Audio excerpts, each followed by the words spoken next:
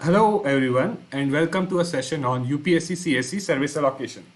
आप सब जानते होंगे कि सिविल सर्विस एग्जामिनेशन में जो सिलेक्शन होता है वो बहुत ही सारी डिफरेंट सर्विसेज के लिए होता है।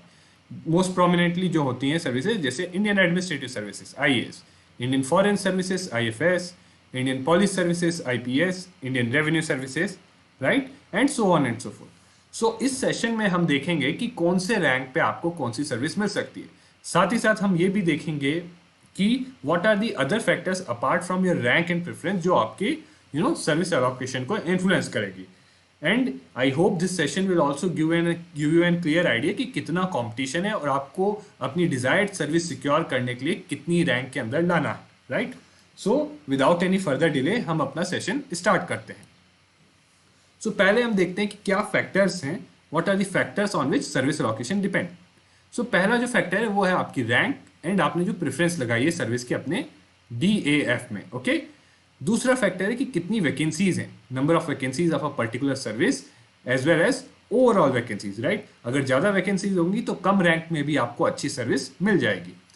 तीसरी इंपॉर्टेंट फैक्टर होती है the preference of service of other candidates, कि दूसरे कैंडिडेट्स ने क्या प्रेफरेंस दी सर्विसेज को, whether they have preferred Indian foreign services above Indian police services और whether they have preferred IPS over IFS, right. And lastly one of the most important factor is the category, कि आप किस category को belong करते हैं, right. Because as you all know we have reservation, हर service में certain portion of seats are reserved for the people belonging to that category. So depending upon whether your category is general or EWS or SC, ST, OBC, that will determine कि आपको क्या service मिलेगी along with your rank. तो हम सबसे पहले start करते हैं एनालिसिस इंडियन एडमिनिस्ट्रेटिव सर्विसेज का। सो अगर आपको इंडियन एडमिनिस्ट्रेटिव सर्विस चाहिए और अगर आपने 2019 का एग्जाम दिया होता, सो अगर आप देखेंगे यहाँ तो जनरल कैटेगरी में आप देख सकते हैं कि the last person to get into the Indian administrative services had a rank of 77. So the last person in the general category to get into Indian administrative services had the rank of 77, right? तो अगर आपने exam दिया था और आप general category में belong करते हैं और अगर आपकी रैंक 2019 में 76 आ जाती तो आपको IAS मिल जाता, अगर 78 आती तो आपको IAS नहीं मिलता। अगर यही चीज OBC के लिए देखें हम तो again for OBC it was 304, okay. तो अगर आप OBC कैटेगरी में बिलोंग करते हो आपकी रैंक 300 भी आती तो आपको इंडियन एडमिनिस्ट्रेटिव सर्विस मिल जाती, अगर आपकी रैंक 305 आती तो आपको इंडियन एडमिनिस्ट्रेटिव सर्विस नहीं मिलती। सिमिलरली SC कैटेगरी के लिए देखें तो 509 was the last rank on which IAS was allocated, service was allocated.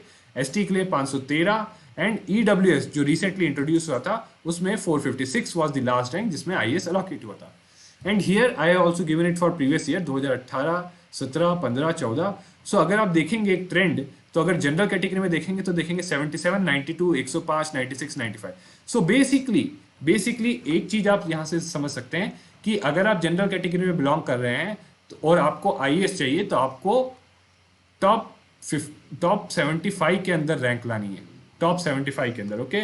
You have to get a rank within, अगर आप जनरल कैटेगरी में बिलोंग कर रहे हैं और IAS बनना है तो आपको टॉप 75 या टॉप या और भी श्योर है तो टॉप 50 के अंदर रैंक लानी है, ओके। सो एंड सिमिलर आप OBC के लिए देख सकते हैं, इट वुड मीन आपको टॉप 300 में, एंड हियर आप बोल सकते हो टॉप 500 में, ओके। यहाँ पर आप बोल सकते हो अगेन टॉप 550 में एंड यहाँ पर भी टॉप 500 में, ओके। अगला हम देखते हैं इंडियन फॉरेन सर्विसेज के बारे में, okay. Indian foreign services, right. So general category में the last person to be allocated Indian foreign services had a rank of 113। सो अगर 2019 का एग्जाम आपने दिया होता और आपकी रैंक 112 होती और आपकी फर्स्ट प्रेफरेंस IFS होती, right, if your first preference had been IFS you would have got it, okay. अगर सेम OBC में देखें इट वाज 344, SC में देखें इट वाज 565, ST में देखें इट वाज 654 एंड EWS में इट वाज 442, राइट। एंड एक अगर trend past year trend analysis करें तो आप देख सकते हो कि again one could say top 120 में आने पे अगर आप टॉप 120 में हैं तो और आप जनरल कैटेगरी में तो you could get Indian foreign, there is a good possibility you could get IFS, right. OBC के लिए सेम चीज आप बोल सकते हो टॉप 300 में, SC के लिए आप बोल सकते हो टॉप 550 में एंड ST के लिए आप टॉप 600 में एंड अगेन EWS के आप बोल सकते हो टॉप 400 या टॉप 450 में, ओके। अब हम देखते हैं इंडियन पुलिस सर्विस के लिए, राइट। अगर इंडियन पुलिस सर्विस के लिए देखें सेम चीज, तो the last person to get into Indian Police Service from general category had a rank of 215, right. इसका मतलब अगर आपने 2019 में एग्जामिनेशन दिया होता और अगर आपने आपकी सर्विस प्रेफरेंस सेकंड होती, मान लीजिए आईपीएस सेकंड या फर्स्ट जो भी होती आईपीएस, और अगर आपकी रैंक 215 से कम होती तो आपको आईपीएस मिल जाता। Okay, so you would have got into the IPS. OBC के लिए सेम चीज 470 है, एससी के लिए 662 है, एसटी के लिए 691 है एंड ईडब्ल्यूएस के लिए 579 was the last rank at which a person was allocated the service of IPS. और अगर पास्ट ट्रेंड्स को एनालाइज करेंगे तो अगेन यू कुड सी आपको टॉप 250 में आना होगा। Okay, let me write it very clearly here. If you aspire to become a member of Indian Police Service, अगर आपको आईपीएस बनना है तो आपको टॉप 250 में रैंक लानी होगी। Okay, you would have to get a rank in top 250 if you belong to general category. अगर ओबीसी कैटेगरी में, so again you could say top 500। अगर आप एसटी कैटेगरी में टॉप 600, राइट। एंड अगेन अगर SC category में top 600, ST category में top 700, right. And EWS में again top 550 में। ओके, नेक्स्ट हम देखते हैं आईआरएस आईटी। अगेन एक चीज जो मैंने एनालाइज करके देखा है कि कई लोग आईआरएस आईटी को अबाउ आईपीएस एंड आईएफएस रखते हैं। सो दैट्स व्हाई अगर जनरल कैटेगरी में आप हैं तो 217 was the last rank which was allocated IRS IT. Okay, अगर यही चीज ओबीसी के लिए थी 474, एससी के लिए 675, एसटी के लिए 671 एंड ईडब्ल्यूएस के लिए 594।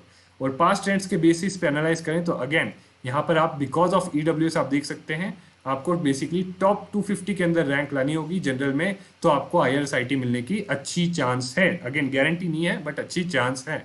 ओके, ओबीसी के लिए सेम केस में अगर बोला जाए तो यू कुड से टॉप 450 में आ जाए तो आपको अच्छी चांस है कि आपको आईआरएस आईटी मिल जाएगा। ओके, एससी के लिए टॉप 600 में, right. For ST with in top 700, okay, top 700 and for EWS with in top 600 अगर आप आ जाए तो आपको आईआरएस आईटी मिल जाएगा।